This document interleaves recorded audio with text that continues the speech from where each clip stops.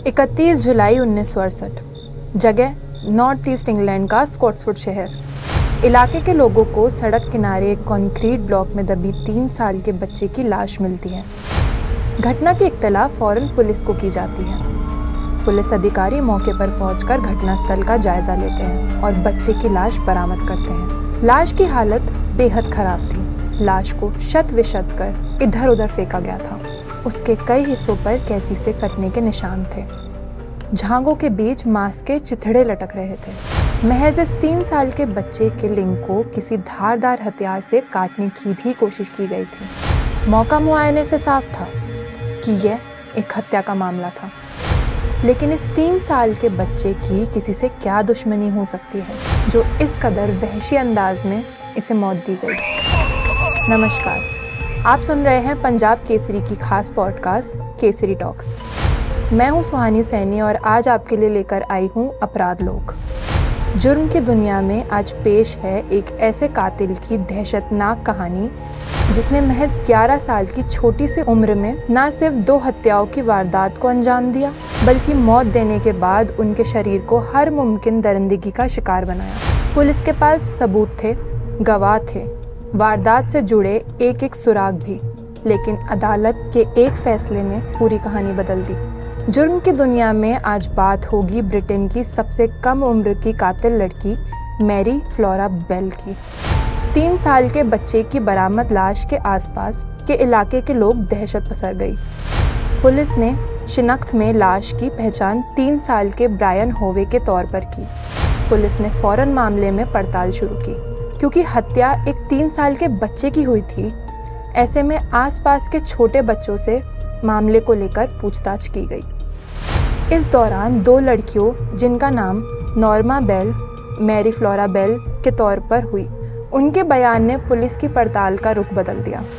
दरअसल पुलिस को दिए इनके बयान में हत्या का सीधा शक इन्हीं दोनों लड़कियों पर टिका हुआ था, लेकिन फिलहाल इनका और हत्या का कोई लिंक नहीं मिल रहा था। पुलिस के पास मौजूद जानकारी के मुताबिक यह इलाके में बीते 3 महीने में दूसरी हत्या थी।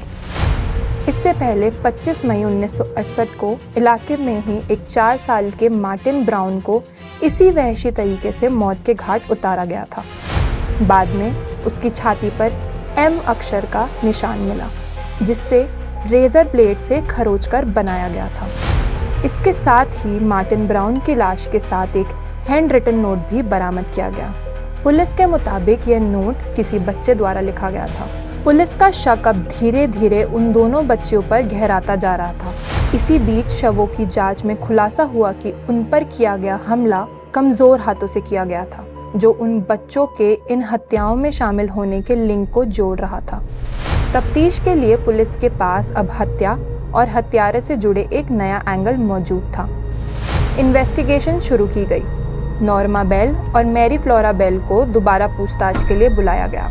इस दौरान मैरी फ्लोरा बेल झूठ बोलने और कहानी बनाने की कोशिश करने लगी। उसने बताया कि हत्या के पहले उसने एक लड़के को देखा था जिसके हाथ में टूटी हुई कैंची थी। उसके इस बताए हुए बयान से अब सारी तस्वीरें साफ थी, क्योंकि दोनों लाशों के शरीर पर कैंची से काटने के निशान मिलना, यह बात अब तक सिर्फ और सिर्फ पुलिस विभाग में ही दबी थी। लड़की के इस बयान ने उसे फंसा दिया था। पुलिस की आगे की पूछताछ में दोनों का सच सामने आ गया और फिर खुलासा हुआ मौत और दरिंदगी की एक अजीबोगरीब दहशतनाक कहानी का, जिसमें एक नाबालिग कातिल ने 2 मासूम सी जानों को मौत की नींद सुला दिया। पुलिस पूछताछ में हत्या के सारे आरोप मैरी फ्लोरा बेल पर साबित थे। जब उसे इस बारे में पूछा गया तो उसने बताया कि यह हत्याएं उसने सिर्फ और सिर्फ आनंद के लिए की थी। पुलिस के हाथ लगे सारे सबूत और गवाहों को ध्यान में रखते हुए दिसंबर 1968 न्यूकैसल एसेक्स में यह मुकदमा चलाया गया।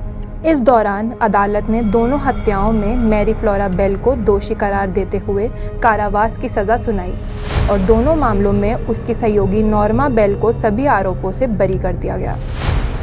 मगर कानून उसे ज़्यादा देर सलाखों के पीछे रख नहीं पाया। कुछ सालों बाद कानून के एक फैसले ने सारी कहानी बदल दी। और 1980 में 23 साल की उम्र में नॉर्मा बेल को रिहा कर दिया गया। आज वो आज़ाद है और एक नई पहचान के साथ जी रही है। ऐसी और कहानियों को सुनने के लिए बने रहिए पंजाब केसरी के साथ केसरी टॉक्स में।